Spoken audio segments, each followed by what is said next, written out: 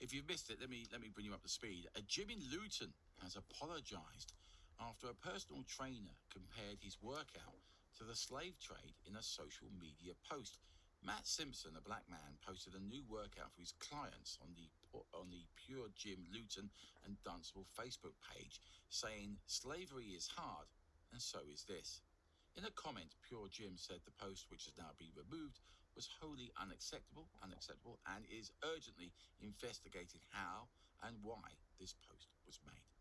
The Conservative MP for South West Bedfordshire is Andrew Selous and is on the line now. Good morning to you, Andrew. Good morning, nice to be with you. Thanks for joining us this morning. So what is your understanding of what happened here and how this post was made? Well, I saw it yesterday. I understand it's a gym in Luton, and I understand they took it down straight away and have apologised, which is absolutely the right thing to have done, because slavery is not anything to joke about or, make a comparison with a gym workout about. So I think the right thing has been done, and I'm sure they will learn from it. And I'm pleased to see that they've apologised. And sometimes, when people get something wrong and say sorry, I think we need to be a little bit better at accepting that. The company says its gyms are run locally, but maybe they might change their mind after this, do you feel? Well, I'm sure they will learn lessons from it. There was obviously a lot of adverse comments, and quite understandably so. But they did take it down. They have said sorry, and like everyone else, I hope we don't see anything like it again in future. We do have a statement from Pure Gym. It says, Pure Gym apologises unreservedly for a post made today by our gym in Luton. This post is wholly unacceptable and was not approved or endorsed by the company, and was removed as soon as it was brought to our attention. Each of our 271 gyms has its own social media channels, which are run locally.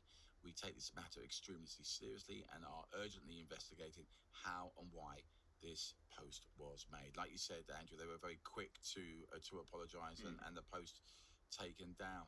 On another issue, if I may, you have condemned the actions of hundreds of people for attending a traveller funeral in Dunstable on Friday afternoon.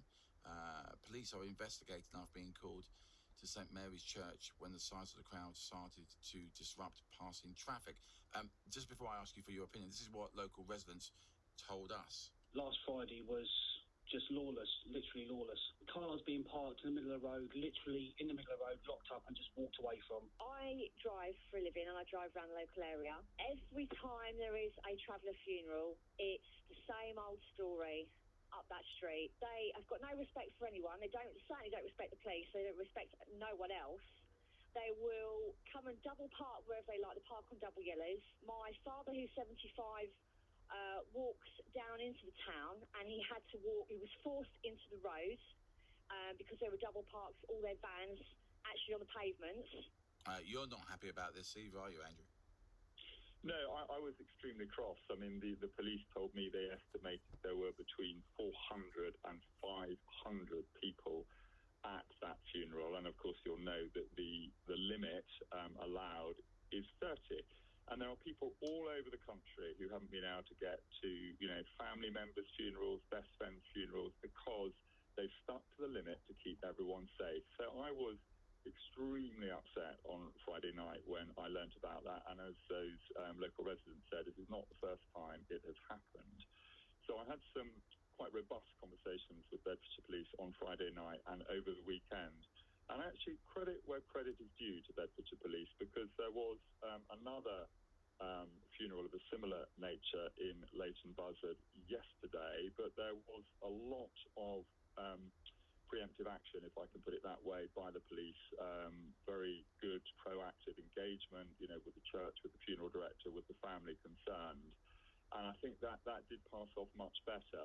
But what I'm not happy about is how many pubs had to close, I think even on Sunday night and yesterday in Leighton Buzzard as a result of this funeral happening. Now, pubs are having a really tough time at the moment anyway, as the whole hospitality sector is, and they've had to lose yet more trade.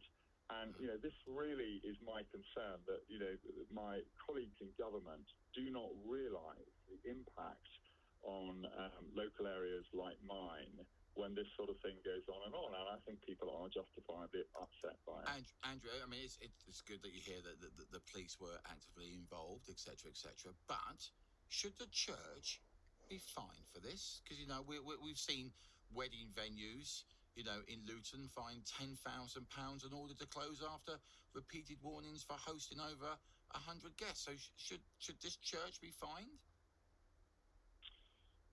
Well, I think the police are talking to the church. They are talking to the funeral director, and I think conceivably even to the cemetery as well. And I think it is important that those conversations happen. Prevention is always better than cure. It's not just the inconvenience, which is bad enough. If you can't park, if the road is blocked. We're actually talking about people's health and people's lives now during this pandemic, because, we know that large crowds spread the virus. If you can't get down a pavement, you're forced into the road, you're in contact with lots of people that you shouldn't have to be. That is a serious health matter. So, I absolutely back the police and the council imposing fines on that hotel in Luton, where I understand 100 people came to a wedding reception. So, that was clearly the right thing to do. So I do think funeral directors in that's particular... a good point. Yeah, I think that's a good point. The funeral director must have had an inkling of what was going to happen. Well, I was thinking about this over the weekend, and, a funeral is odd in the sense in that when you bury a loved one, it's not an RSVP invitation like a wedding, is it? You actually don't know how many people are going to turn up. But during these times when there is, for public health reasons, a limit of 30, all families could perhaps just individually tell people that have been invited, ask them not to tell anyone else, and tell them what the deal is, and what will happen if too many people turned up. They will not be allowed to come in, and the family should ask that is respected. So I was very demanding of what I wanted of the police on Friday.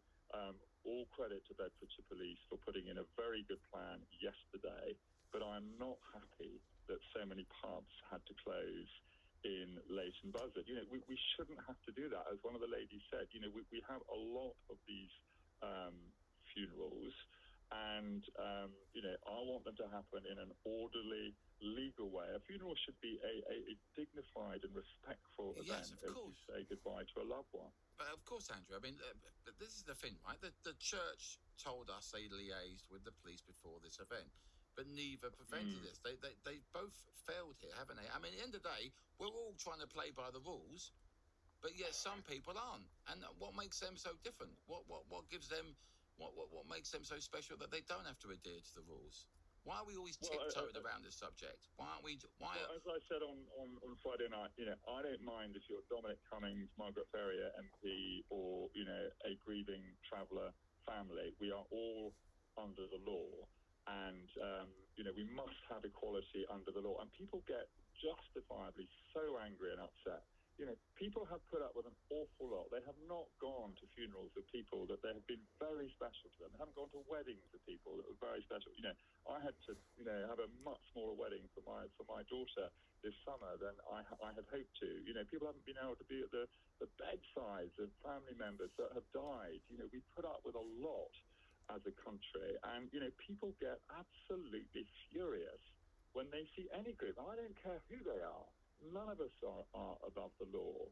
And, this really just was a complete red flag for me on Friday night. It has happened once too often. So I say credit for making sure it was much better controlled in Leighton Buzzard yesterday. But, I just keep coming back to this other point. It's not fair on every pub to have to close. You perhaps talk to some of the pubs in Leighton Buzzard. You might want to get some of them on perhaps tomorrow, and ask them about that. It's very difficult for the pubs at the moment anywhere in the rest of the hospitality. So should the people should the travellers then be fined for this? Well, my understanding in relation to Friday's event, which was, a massive breach, 400 to 500, when the people there, according to the police, when they're only supposed to be 30. Absolutely, I think questions should be asked, of the funeral directors, conceivably of the church, and of the family themselves. I understand these were people from outside the area as well, but the police do have a right to expect everyone involved in the funeral to play their part. They have a responsibility too, and the police or Borough Council, I'm not sure which, were not slow to levy that £10,000 fine on the hotel, who had a wedding reception for a traveller wedding, I understand, with 100 people present. That was the right thing to do. That's a lot of money. That message will get out. I don't think we'll find many other local hotels, having 100 people when they should only have, what is now, only 15 for a wedding, isn't it? But this is but that's the thing. But this is the thing, Andrew, isn't it? And that venue got charged £10,000 and told to close, and rightly so. Okay, because they did break the law at the time. But we just had this text in from Diana Milton Keynes, and I think a lot of our listeners will be doing the same. And it says this: travellers think they are beyond the law, and until the police stop being afraid of them, nothing will change. Well, look, I'm always very, very clear on this. I talk about equality under the law, and I want the law equally applied. I've been involved in these issues locally for years and years and years, and I continue to engage with the government. I am not happy where we are on overall policy on these issues, not least because actually I don't think it produces very good results for traveller children, apart from anything else, as well as causing the sort of problems that we are discussing this morning for local settled people as well. So no one is above the law. I was very, very clear with Bedfordshire Police about that on Friday night, and I had a lot of conversations with them on Saturday and on Sunday over the weekend. And credit where credit is due. They had a very impressive response and backup, which wasn't necessarily seen by the public, but it was there for what happened yesterday. Now, that's a lot of police resource that could have been doing other things. I think of all the people who were expecting the police yesterday to help with other crimes who didn't get the assistance of those officers. And as I say, I keep coming back to the economic cost, actually. It's not just actually businesses that shut. There are, I know of two investments, actually, that haven't happened locally because of people having the sort of concerns that we are discussing this morning. So, this is a conversation on behalf of my constituents that I am continuing to have, in a very robust manner with the government, as I have for quite some time now, because we have not got this overall policy area right. And do you know what? No one is doing well out of it, because, the educational outcomes for traveller children are just shocking. So, I don't think this, the current set of policies benefit anyone. But, the central point, we are all under the law. No one is above the law. And as I said, I don't mind if you're Dominic Cummings or a family organising a funeral. We are all in this together. We are all under the law, and we will all feel the full penalty of the law, if we flout it. And it's as simple as that. Andrew, appreciate your time. Thank you very much indeed. That was a Conservative MP for South West Bedfordshire, Andrew Selous. Now we